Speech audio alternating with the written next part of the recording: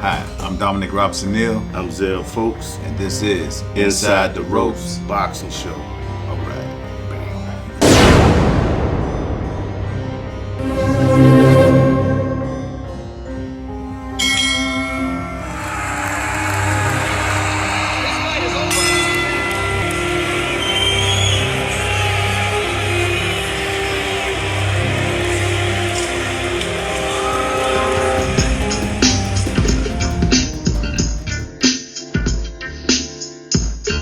Hi, I'm Dominic Robson-Neal with another episode of Inside the Ropes. Today we got another hot show.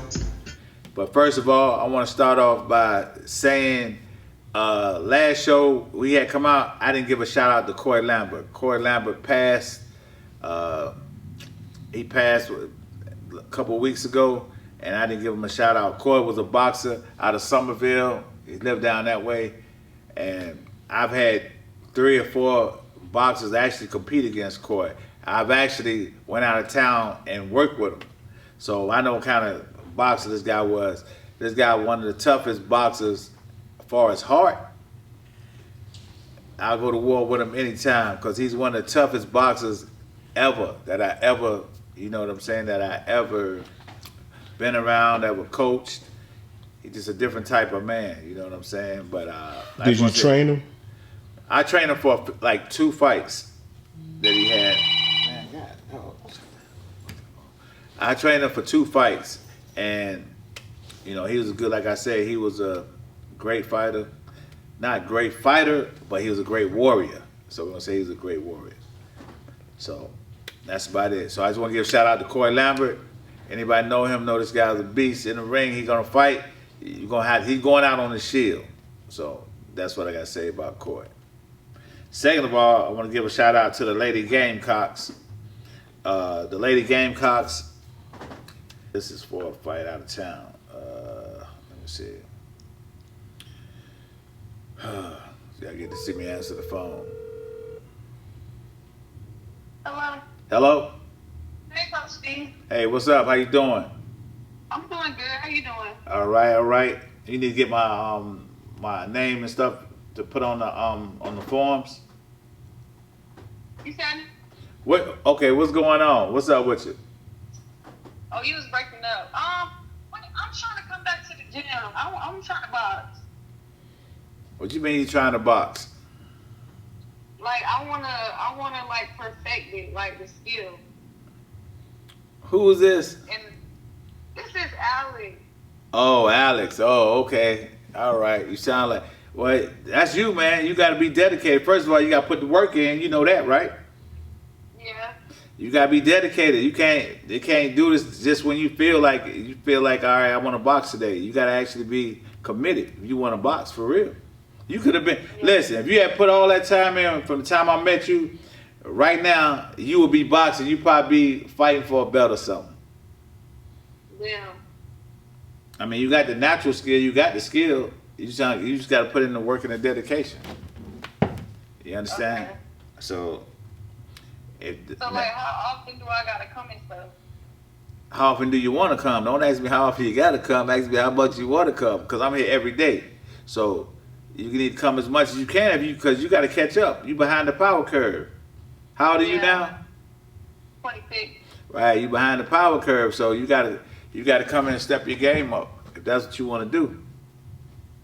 Okay, so what's the best time for me to come? When's the best time for you to come?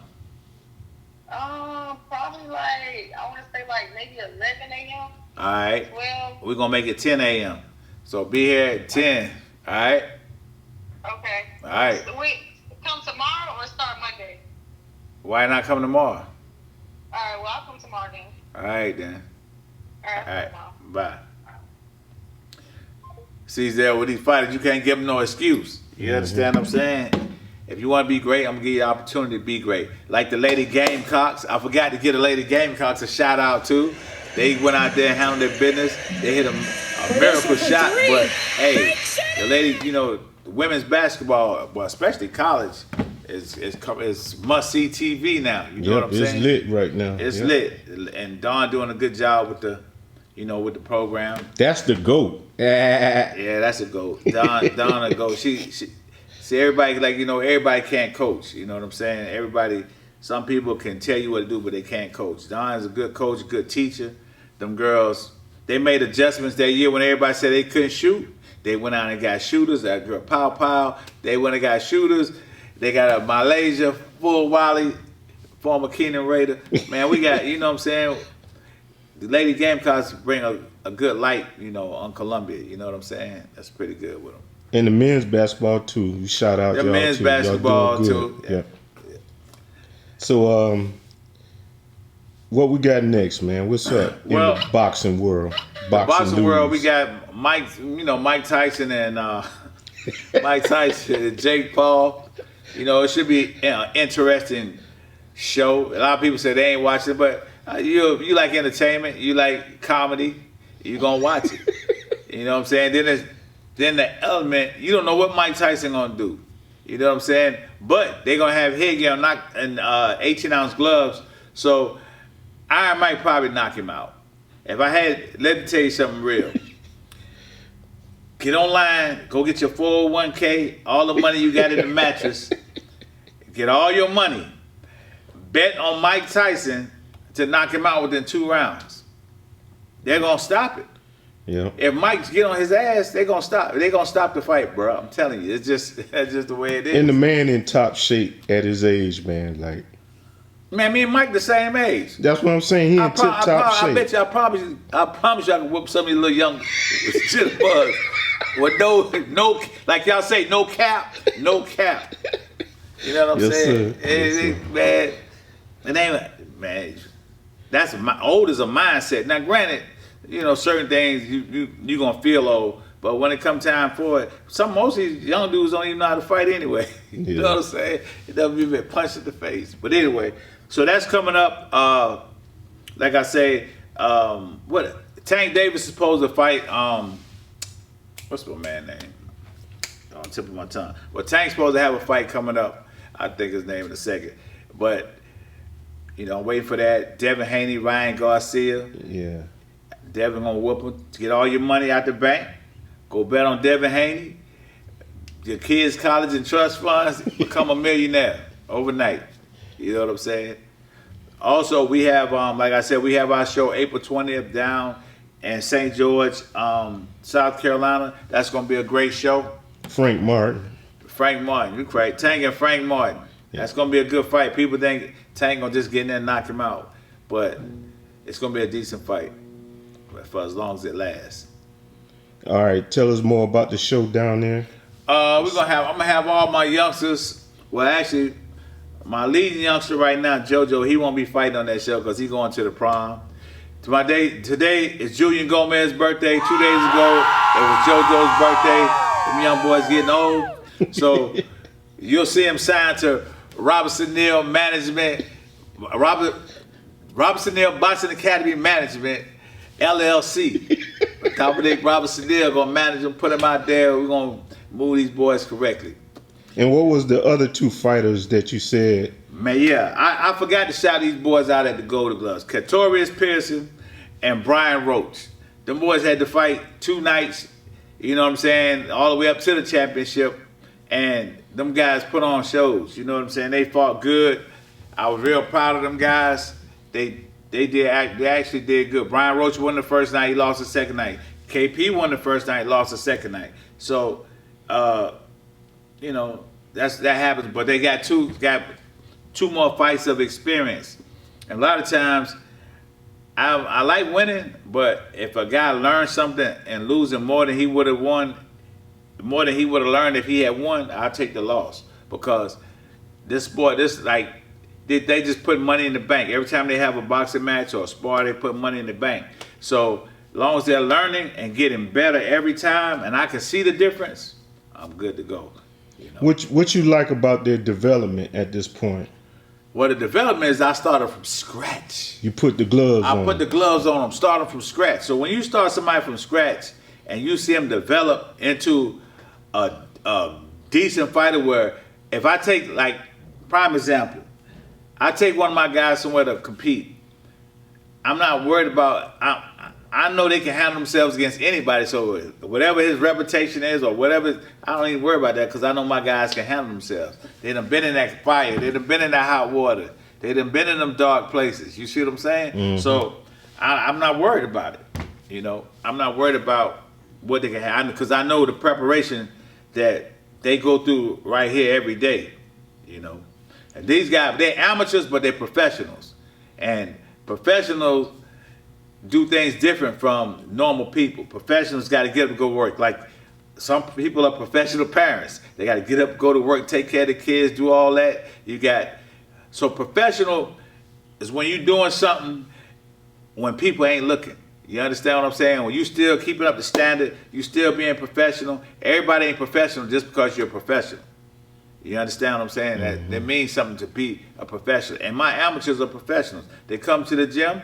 I don't have to tell them to run up Park Lane. I don't have to tell them to put 3 or 4 miles in. They're going to do it. They're going to do all the exercises before they even come to me talking about, what, you know, coach, what's the drill for the day? Them boys take it serious, and I like that.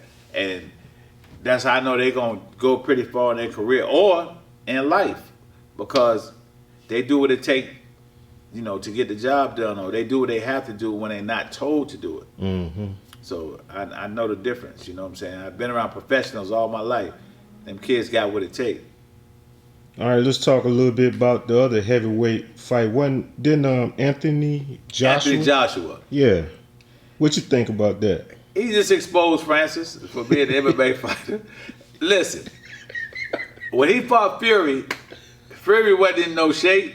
Fury let him hang around, got dropped by him. So sometimes that can give you a false sense of security. So now listen, you gotta realize Anthony Joshua was technically sound. He won I think a silver or bronze medal in the Olympics. So the boy can fight. Yeah. You know what I'm saying? He done fought the best that we have out there today. The only person he never fought was Wilder, but at the way it looked now, he probably would have beat Wilder too. Yeah. But he fights like a middleweight or a light heavyweight, even though he's a big 6'6", 200-something pound joker. That's a big man. He couldn't beat Usyk because Usyk is technically sound also. Usyk is an Olympian also.